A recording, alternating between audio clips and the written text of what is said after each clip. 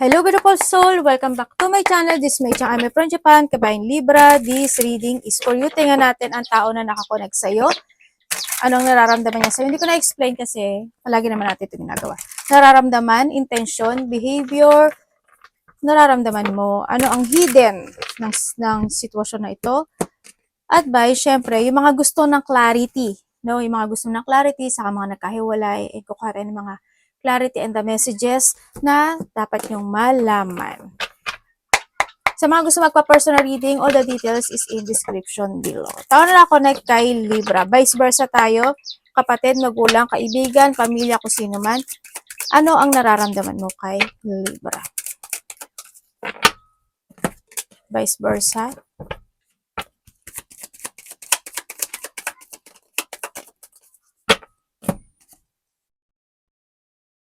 Okay. Okay, nararamdaman niya sa'yo, Libra. May mga sitwasyon daw na parang hindi niya ata nagugustuhan or nahandun sa point na may mga gusto siyang sabihin na hindi niya masabi. Or pwede rin na may mga time na nagsasabi ka ng hindi ko, parang nandun sa point or may mga gusto lang siyang sabihin pero hindi niya talaga masabi. Sinasabi niya rin dito na siyempre sa mga unahin ko muna sa nagkahiwalay. Sa mga nagkahiwalay muna. Sa mga nagkahiwalay, ang nararamdaman niya sa'yo, dito sabi niya dito, vice versa tayo, makasarili ka daw. Ganun, sinasabi niya, makasarili ka, may mga bagay na hindi ka sinasabi, or mga bagay na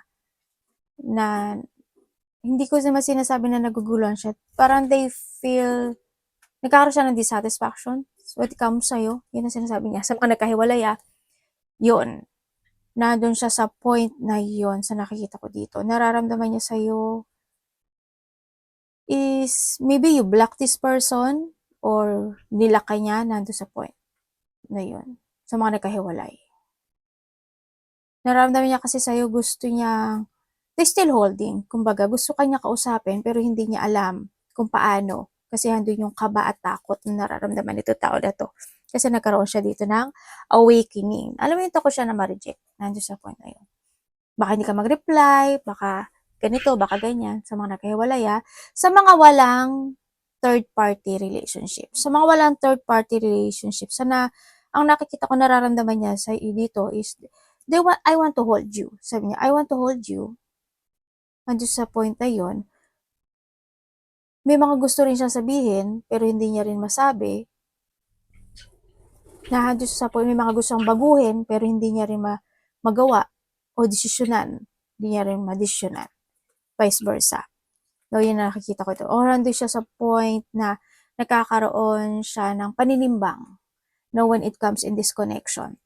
Sa mga, or vice versa, sa mga may third party. Sa may mga third party, oo, ganun din. Kasi isa sa inyo makasarili at sakim. Dito sa sitwasyon, isa sa inyo may mga bagay na hindi talaga sinasabi or nagkakaroon ng secret. No, nahandun yung mga on and off action. Pwedeng nahandun yung point na hot and cold situation, nakikita, hindi nakikita, nagbabate, pwedeng ganun sa point kasi may third party, or pwede rin becomes to a connection, baka naman busy din, di ba? Or yung iba is, yun nga, dissatisfaction na nagaganap o nangyayari dito sa sitwasyon. Ang nararamdaman niya is, parang may hinihintay siya. Hindi ko alam kung naghihintay ba siya sa iyo or may hinihintay siya na maganap o mangyari sa connection. Vice versa.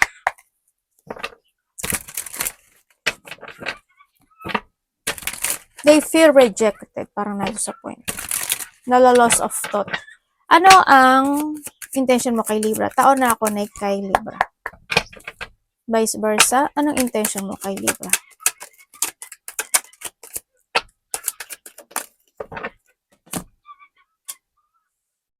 Three of Cups.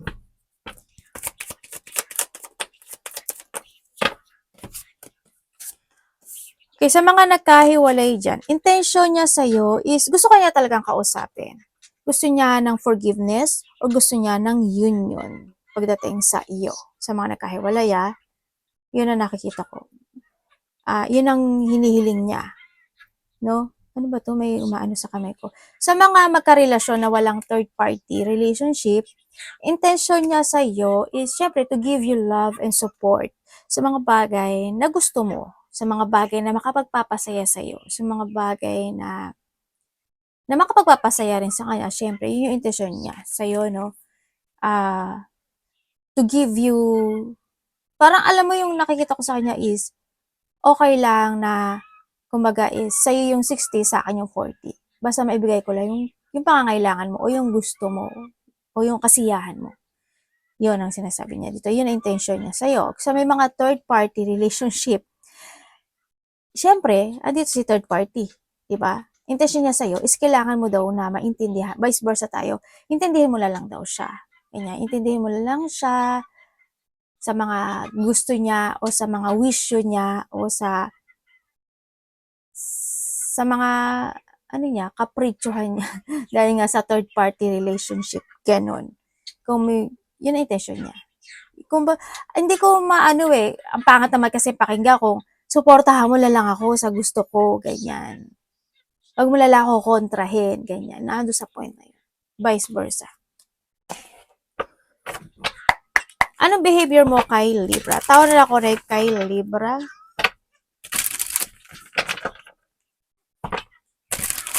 Ano ang behavior mo kay Libra? Vice versa. The Nine of Cups.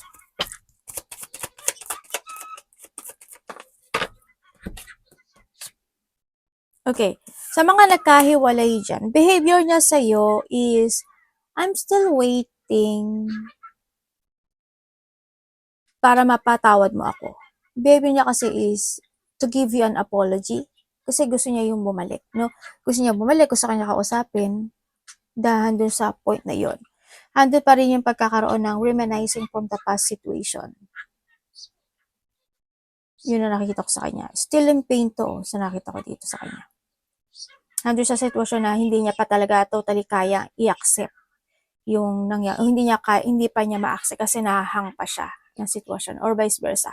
Kung kayo naman is walang third party, no connection, behavior niya sa'yo is andun sa point na kahit mahirap yung mga nagaganap o nangyari sa atin o may mga pagsubok tayo na pinagdadaanan sa relasyon na ito, maghintay ka lang, ibibigay ko yung success o ibibigay ko yung best ko para sa'yo, nandun sa point na yon.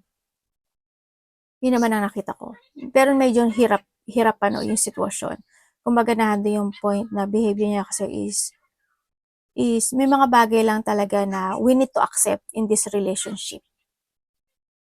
Yun, kumbaga accept mo siya, accept mo ko. Ganun, sa point na yon. And then, may mga third party, kasi andito si Three of Swords, no? So, may mga third party, syempre, alam mo na yun, sana wag naman kayo maghiwalay.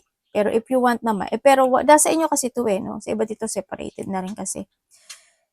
So, intention niya sa'yo is, alam mo yun, yung to forgive what I'm done, to accept what I'm done, yun na nakikita ko sa kanya. Okay lang naman kasi 'di ba kung mag-accept, kaso kung ulit-ulitin ang sakit naman talaga nun, 'di ba? Nando'n siya sa point na 'yun. 'Yun ang behavior niya sa'yo. Wait or hayaan mo lang ako na maghintay ka lang, hayaan mo lang ako na gawin ko yung gusto kong gawin. 'Yun nga lang, depende na sa'yo kung anong gagawin mo. Ano nararamdaman mo, Libra, dito? Vice versa.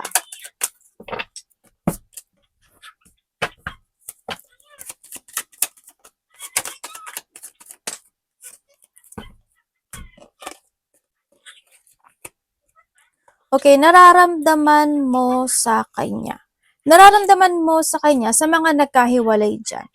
Nararamdaman, nandun yung saya. Naging masaya ka talaga. No? You feel happy, you feel strange dito sa sitwasyon na to, sa nakita ko dito. Nararamdaman mo sa kanya, yun, medyo nandun siya sa point na nagkaroon ng abusado situation sa mga nagkahiwalay, handun yung mga jelly-jelly, jealous-jealous, no, nandun din yung, siguro nagkaroon ng mga, hindi ko alam kung sa iba if there's a violent situation na nagganap o nangyari in this connection. Pwede lang din kasi when it comes to emotions. Para sana walang ganun ka laking violent situation, ano.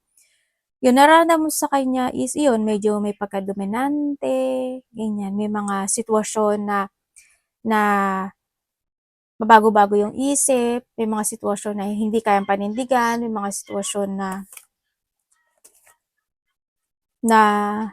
ano tawag dito? Yung may mga inumpisahan na hindi kayang tapusin, gano'n. Yun ang mga lack of discipline, lack of control din siya minsan. Yun ang nararamdaman mo sa kanya dito, no? Kumbaga, may pagka, abnormality. Maaring sa iba ganun. Yun ang nakita ko dito. Sa mga magkarelasyon. Sa mga magkarelasyon na walang third party, andun yung saya. Alam mo, sabi mo sa kanya, siya yung nagiging lakas mo, siya yung nagiging saya mo, siya yung nagbibigay liwanag sa'yo to think to a positivity. Nararamdaman mo rin sa kanya kasi, yun nga, siguro may mga time lang talaga na nagiging over-competitive siya sa'yo or ikaw sa kanya, nandun din yung mga either mga jelling situation. So, iba sa inyo is, nararamdaman mo ba sa kanya na parang wala siyang ambisyon when it comes in this connection? May ganun ako nakikitang nag-iisip. Hindi ko alam kung ikaw yung nag-iisip sa kanya nito or siya yung nag-iisip sa'yo nito. Kasi there's no ambition situation.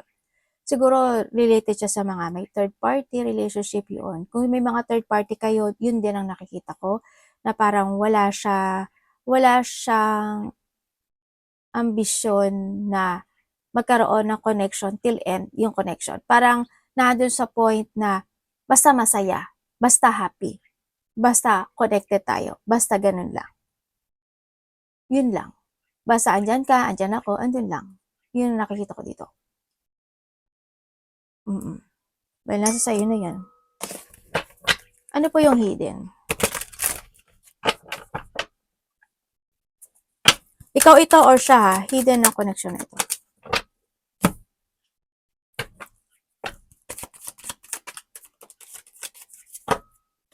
Itong energy, baliktad pa. Itong energy na nakukuha ko is, itong tao na to is nando siya sa sitwasyon na I'm still contented o hindi yung kontentong sitwasyon niya ngayon, happy and contented, but still nagkakaroon siya ng reminiscing from the past situation na nagganap o nangyari. Halimbawa, well, natural kasi yun sa buhay ng tao, di ba? Halimbawa, meron ka na connection ngayon, may boyfriend or girlfriend ka na, naaalala niya pa rin yung nakaraan. Para nagkakaroon siya ng revisiting when it comes sa nakaraan. Nandun din yung point na nagkakaroon, siguro bigla ang isip, bigla ang pumapasok sa isip, biglang naiisip, ganyan. Na bigla ang parang, siguro reminiscing na lang din sa iba yun, sa nakita ko dito. Yun. And sa iba naman sa inyo is, yung energy rin, another message na nakikita ko dito is itong energy na to, gusto niya makipag-communicate eh. Itong tao na to kasi gusto niya ng union, gusto kanyang kausapin. Hindi ko alam why. Siguro gusto niya kausapin ka na, I'm single now, ganyan-ganyan. Wala na kung babalik siya. Oh my God, nasa inyo na to. Yan. Tsaka palagi kanyang itong tao na to, palaging nasa isip niya yung connection. Nahandi siya sa pagmumuni-muni, nag-iisip siya o nagsisiyasat siya, naghahanap siya ng katotohanan, andun yung urong-sulong na situation, ganyan. Kung may mga third party naman, nandun din yung sitwasyon na nag-iisip yung isa sa inyo na, kailangan ko na bang mag-withdraw o ikat itong tao na to? Kailangan pa bang magtiis? Nandun sa point na yun. Advice.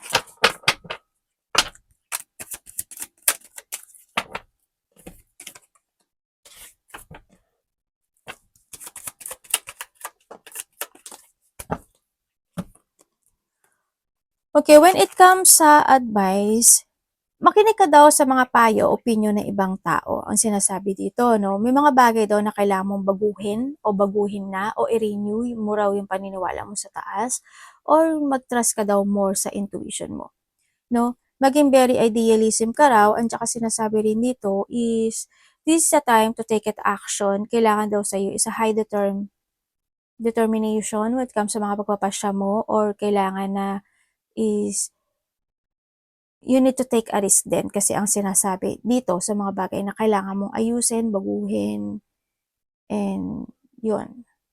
Value the person who value you in a right way, no? And also is, kailangan mo daw ng revert pagdating dito. Hindi ko alam kung saan, sa pera mo ba yan, sa sarili mo ba yan, sa trabaho mo ba yan, sa love life ba yan, nando sa point, o may mga something need to revert situation when it comes. Kung, tsaka baguhin mo daw yung ano mo, perspective mo. Kumbaga is, magkakaroon ka ng mga new perspective in life.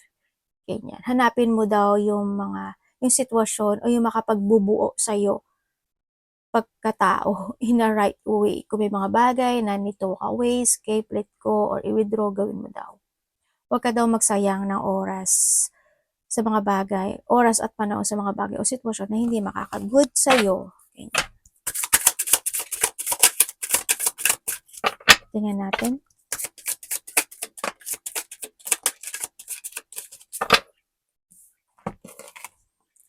Fake apology. Uy, sa mga nagkahiwalay, mukhang kung babalik man siya is, or sa mga may third party relationship, maari nag-apology itong tao na to, or ikaw ito, is hindi siya totoo. Ganyan. Masabi niya lang at makontento ka lang na nag-apology siya. Kung hindi man siya nagsasalita ng apology, magbibigay siya ng flower o magpaparamdam siya sa'yo ng something, ganun bumabawi. Pero hindi yun pero hindi pa rin yung nauulit, sa nakikita ko dito. Siyempre, truth hurt sa mga nagkahiwalay, na ando yung point na masakit talaga, no? Yung sitwasyon na malalaman mo na hindi ka pala talaga niya minahal. 'Di ba? Naging peke pala yung sitwasyon. Ganun din naman sa mga may third party relationship, sa nakikita ko dito, kahit anong gawin natin o ganun gawin nyo, the reality is the reality. Na bakit siya nagka third party kung talagang mahal ka niya. Kailangan nating ma-accept yun. Kasi kung mahal ka niya, hindi ka niya lolokohin. Or vice versa tayo, no? Black up. No? May mga nag-ghost talaga, no? May mga shoutdown o nagkaroon ng mga silent treatment. Anak, alis mo na dyan. Ganon din sa mga may third party, tsaka sa mga nagkahiwalay. Pwede bilak mo na itong tao na to, ayaw mo na makausap itong tao na to, o siya, ikaw ito, o siya, vice versahin mo na lang. Siyempre, may lumipad na pupo ng anak ko, diba? Yun eh. Sa mga ano rin naman, may mga third party, syempre may mga bagay na ayaw mapag-usapan na lang. Para nagkakaroon ng pagbabaliwala. Diba dito, ginost talaga, no?